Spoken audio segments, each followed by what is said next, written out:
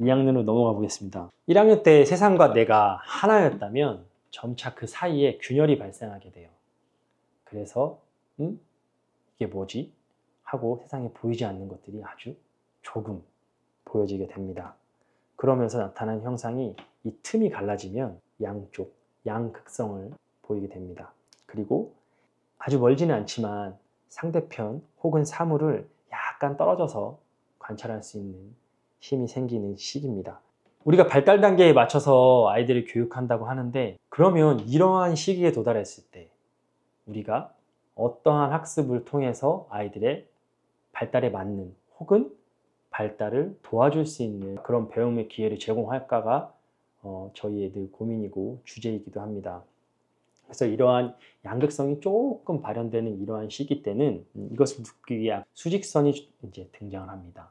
이 형태 그리기에서의 수직선은 왼쪽과 오른쪽의 대칭성, 그리고 혹은 한쪽을 그려놓고 이것과 어울리는 것을 그려보자고 했을 때 그것과 어울리는 대칭을 그려놓음으로써 양극성을 서로 느끼게 됩니다. 한쪽에 불완전한 것을 반대쪽에 그림으로써 완전한 것으로 표현한다라고도 흔히들 말을 합니다. 그리고 이 형태 그리기 혹은 이 양극성을 우화와 연결시켜서 이야기해보면요. 이 우화는 성인 이야기 두 가지가 이제 2학년 때 주로 등장합니다. 우화는 말 그대로 동물들의 특성을 빗대어서 사람의 이야기를 하는 것이죠. 특히 이솝 우화가 굉장히 큰 주제로 다가오는데요. 이솝 우화 얘기를 잘 들어보면 사람들의 내면 혹은 사람들의 겉모습, 사람들의 행동에 동물들의 특성이 아직 남아있다는 것을 이야기를 통해 들려줍니다. 여우는 꾀가 많고 쥐도 꾀가 많지만 사람들을 괴롭히기도 하고, 어떤 동물들은 좀 용맹하지만 또 때로는 바보스럽기도 하고, 이러한 모습들을 이야기를 통해서 들려주게 됩니다. 그리고 좀 반대되는 느낌으로 양극성적으로 성인의 이야기를 들려줍니다. 성인이 처음부터 성인이 되는 건 아니죠. 어렸을 때 힘듦과 어려움 이런 것들을 극복하면서 점차 성인이 되어가는 과정. 여기서 말하는 성인은 큰 20세 이상의 성인이 아니라요, 세인트라고 불리우는 그런 성인의 이야기를 들려줍니다. 이런 이야기를 통해서 사람이 어떠한 시련을 극복할 수 있는지, 그리고 그 안에는 우화에서 이야기되어졌던 그런 동물적인 그런 추한 모습이 아니라 성인 이야기를 통해서 신성함이 우리 몸에 같이 깃들어 있다는 것을 아이들에게 양극성, 대칭적으로 보여주게 됩니다. 물론 중요한 것은 이런 이야기를 할 때 아이들한테 제가 설명한 것처럼 어떤 이야기를 들어주고 이 이야기는 이런 도덕적인 이야기를 포함하고 있어 라고 설명해 주진 않아요. 그저 이야기를 들려주는 것으로만 진행이 되게 됩니다. 그럼으로써 아이들은 이 이야기를 듣고 또 이 이야기는 계속 우리말 우리말과 연결되어서 이야기에 대한 내용을 선생님이 글로 써주시기도 하고요. 자음과 모음이 다 끝나지 않은 시기이기도 해서 그것과 연결해서 글쓰기를 점차 익혀가게 됩니다. 그리고 수학은 이제 점점 큰 수로 넘어가게 돼 100단위 이상의 수도 배우게 되고요. 혹은 1000단위까지 가는 경우도 있긴 해요. 그런데 아직 1000이 넘어가고 하면 아이들이 거기까지는 잘 도달하기가 어려움을 좀 보이기도 하고 사칙 영산을 시작하기 합니다. 예를 들어 이제 사칙 영산에 더하기를 할 때 우리는 흔히 학교에서 1 더하기 2는 무엇일까요? 라고 하면 답을 찾죠. 3이라고 답을 찾습니다. 그런데 발도르프 학교에서는 처음에 3이라는 숫자를 주어지고 그 다음 3은 1 더하기 무엇일까요? 라고 문제를 냅니다. 그런 식으로 접근을 하죠. 여러 가지 이유가 있습니다. 전체에서 부분으로 우리 발도르프 교육에서 이 전체가 상징하는 1학년 때 하나를 제일 큰 수로 배우거든요. 그래서 이 하나에서부터 둘이 나오고 이 둘이 셋이 되고 셋이 넷이 되는 그런 과정을 겪는 것처럼 숫자도 그 연산에 있어서도 일단은 전체에서 부분으로 배우게 되고요. 이 부분은 또 도덕성과도 굉장히 연결이 됩니다. 저는 수학을 도덕적인 학문으로 연결을 짓는데요. 우리가 3이라는 결과를 놔두기 위해서는 1이라는 느낌, 관찰을 했을 때 더하기 2라는 의지적인 활동, 이 어떠한 내가 활동을 했을 때 어떠한 결과가 나온다 라는 것도 수학을 통해서 아이들이 내면화시키는 작업이 분명히 되게 됩니다. 그래서 이 세상에서 내가 어떠한 행동을 했을 때 어떠한 결과가 나오느냐, 이러한 관점에서도 전체에서 부분으로 이어지는 그런 수학을 만나게 됩니다. 뭐 빼기도 마찬가지고요. 곱셈, 나눗셈도 이런 식으로 접근을 하게 됩니다. 자, 이제 3학년으로 넘어가 보겠습니다. 2학년 때 조금의 균열을 경험했잖아요. 이제 이 균열이 드디어 분리, 분화가 되기 시작합니다. 이제 창세기가 나올 건데 이때 어떤 느낌이냐면 제가 옛날 느낌으로 정말 돌아가 보면 에덴 동산에서 쫓겨난 아담과 이브의 느낌이랄까? 3학년 들어서자마자 그렇게 되는 건 아니고요. 3학년이 점차 지나면서 4학년을 올라가는 시기, 그 시기쯤 되면 이런 느낌을 갖는 것이고 점차 3학년 초입부터 이러한 준비의 단계에 들어가기 시작합니다. 우리가 화가 나는 이유가 뭘까? 분노를 하고 남들한테 공격성을 표출하는 그런 순간, 이 뭘까를 가만 들여다보면 그것은 두려움과 불안입니다. 내 마음속이 불안하고 무언가 두렵고 뭔가 불쾌할 때, 그럴 때 화가 나게 되는 것이죠. 3학년 때 아이들이 공격적인 모습을 띠기도 합니다. 특히 집에서 부모님에게 도전적인 모습을, 좀 거친 모습을 보이기 시작합니다.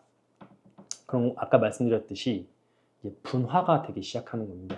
지금 제가 3학년 때의 기억을 막 더듬어서 생각을 하다 보면 정확할지 모르겠는데 이 생각은 명확하게 들었어요. 내가 지금 꿈을 꾸고 있는 것이고 이 꿈에서 딱 눈을 뜨고 깨어나면 나는 정말 다른 집에서 태어나 있는, 그리고 나는 아직 갓난아기 혹은 엄마 품에 안겨있는 아기일 거야 라는 생각, 그리고 우리 집은 지금과 다르게 굉장히 부자일 거야 라는 생각들을 어렸을 때 했었거든요. 그리고 그게 되게 진실로 느껴졌었어요.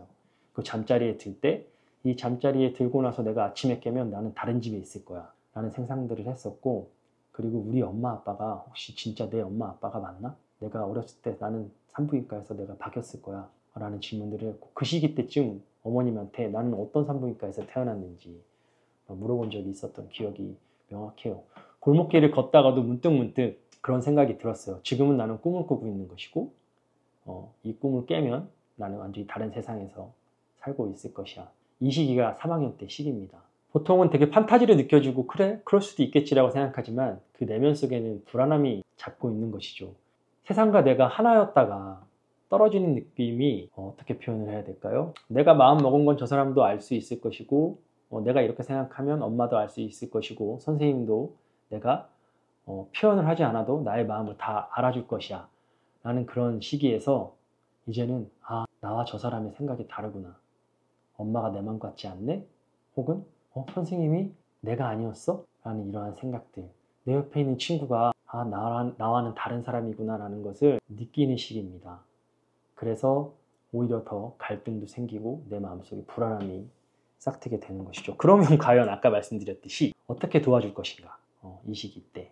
그리고 이 시기 때 제법 특히 남학생들은 힘이 세지는 시기이기도 하고 활동력이 많아지는 시기이기도 해요.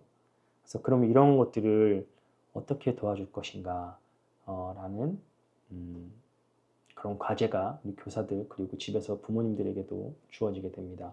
2학년 때 좌우의 대칭이 시작됐다면 이제 신체적으로는 상하의 분리가 시작돼서 상하의 대칭도 본격적으로 시작이 됩니다. 그래서 형태 그리기에서는 좌우 대칭을 넘어나서 이제 마치 수면에 내 모습이 비친 것처럼 상하 대칭이 시작되고요. 그리고 이 상하 대칭을 넘어서 사방 대칭이라고 하죠. 십자가선을 그어놓고 왼쪽 위에 혹은 오른쪽 위에 아래쪽에 한 군데 그림을 그려놓고 그 그림과 어울리는 세 개의 공간에 어울리는 조화로운 그림들을 그려놓게 됩니다. 이러한 형태 그리기를 통해서 우리가 분화되는 것도 더 느끼게 되고요. 그 분화되는 가운데서도 어떻게 하면 균형과 조화를 찾을 것인가 라는 것들을 경험시켜주게 됩니다. 또 이제 과목이 조금씩 늘어나게 됩니다. 이때 등장하는 과목 중에 농사 수업이 실시가 되고요. 그리고 집짓기도 이 시기에 경험을 하게 됩니다. 이렇게 표현도 해요. 3학년 때의 시기를 땅에 발을 딛는 시기라고도 표현을 하고요. 이 시기가 지나면 다시는 어린 아이의 감성을 느낄 수 없어 라고 해서 루비콘 강을 건넌다고도 합니다. 그래서 루비콘 시기라고도 불립니다. 이 루비큐온 시기 그리고 땅에 발을 딛는 시기를 어떻게 도와줄까 라는 것에 대해서 이제 농사와 집짓기의 관점에서도 설명을 드릴게요. 이 농사는 직접 흙을 만지고 경작을 함으로써 자신의 힘도 어렴풋이 느껴보고 또한 땅의 땀과 이 지상의 존재, 하늘에서 땅을 디딜 수 있게끔 내려온 이 지상의 존재가 땅 속에 어떻게 정착하느냐를 이 농사 작업을 통해서 느끼게 해줍니다. 그리고 내가 경작한 행위들, 이 행위들이 어떻게 결실을 맺게 되는지, 이 또한 나의 행위들이 어떻게 세상과 만나게 되는지를 이 경작을 통해서 느끼게 되고, 집짓기도 마찬가지로 나의 좀 발달한 손, 1, 2학년 때와는 굉장히 다른 이 손끝에 힘이 생기거든요. 이 손과 나의 의지가 어떤 수공업을 통해서 형성화되고 그것이 집짓기의 형태로 나타나고 다른 사람들이 그 집으로 초대하고 자기들이 그 놀이를 통해서 생활을 함으로써 나의 이러한 의지와 힘들을 세상이 어떻게 구현되는구나, 그리고 이 구현되고 형태되어진 것들이 이 세상에 어떻게 쓸모있게 작용되는구나 라는 것을 느끼게 됩니다. 긍정적인 곳으로 계속 유도를 시키는 것이죠. 부정적인 것은 굳이 아이들한테 경험시키지 않더라도 자연스럽게 내가 잘못된 행동을 통하면 그러면 어떤 것들이 이루어지느냐에 대한 것들은 자연스럽게 내면에서 갖게 된다고 보여질 수도 있습니다. 그래서 집짓기와 농사 수업을 이어가게 되고요. 수공업 장인들도 많이 만나러 갑니다. 그래서 대장간도 찾아가고, 때로는 신발을 만드는 장인, 때로는 아주 전통 배틀을 짜게 되는 장인을 찾아가게 돼서 전통적인 생활 양식을 통해 우리가 어떻게 발전해 왔는지를 일단 씨앗을 뿌려놓는 계기가 됩니다. 그리고 또한 이 당시에 아까 에덴 동산에서 쫓겨난 느낌을 받는다고 했잖아요. 그러면 과연 우리가 그 쫓겨나기 전에 어떤 과정을 겪었는가를 성경에서 나오는 그 창세기를 통해서 이야기 형식으로 들려주게 됩니다. 종교성과는 약간 거리를 두고 설명을 하게 되는데요. 7일간 어떻게 이 신화적인 탄생이 되고, 또 그 이후에 아담과 이브가 어떤 식으로 행동을 하게 되고, 어떤 거짓말을 통해서 어떻게 세상으로 내쳐지게 되는지, 그리고 그 이후에 구약 성서에 대한 이야기를 통해서 절대적인 절대자, 신의 절대적인 권능을 배움과 동시에 반대로 양극성으로 이 성경에서도 보면 그 절대자 하느님의 말을 반대로 행해하는 경우가 있죠. 그럴 경우에는 그럼 어떻게 되어지는지, 내면 속의 신성함과 또한 반대로 그럼 동물성이 지닌 반대로 나아가죠 악의 힘은 또 우리 몸속에 어떻게 작용하고 있는지를 그런 성서를 통해서도 충분히 느낄 수 있게 됩니다. 2학년에 말씀드렸던 우화와 성인의 더 업그레이드된 버전이라고 생각하시면 됩니다. 그리고 이것은 언어 작업과 의리군과 연결이 돼서요. 이제 창조 신화를 듣고, 물론 선생님의 판서를 따라 쓰기도 하지만 이때부터는 글쓰기의 양이 꽤 많아지고 긴 글을 쓸 수 있는 준비와 토대가 되고, 품사에 대해서도 한번 짚고 넘어가는 그런 과정을 겪게 됩니다. 그래서 집짓기랑 이런 품사, 농사짓기도 다 연결이 되어 있는데요. 어떤 문장을 쓸 때 어떤 품사를 씀으로써 문장이 완결되는지, 집짓기도 어떤 기초와 토대를 쌓아서 이 집이 완성되어지는지, 농사도 어떻게 처음에 흙을 갈고 흙을 어떻게 가꾸느냐에 따라서, 그리고 씨를 어떻게 뿌리고 어떤 시기에 물을 주고 어떤 계획하에 자라게 되느냐에 따라서 열매의 결실이 맺는 것까지를 다 통합적으로 연결시켜 줄 수가 있습니다.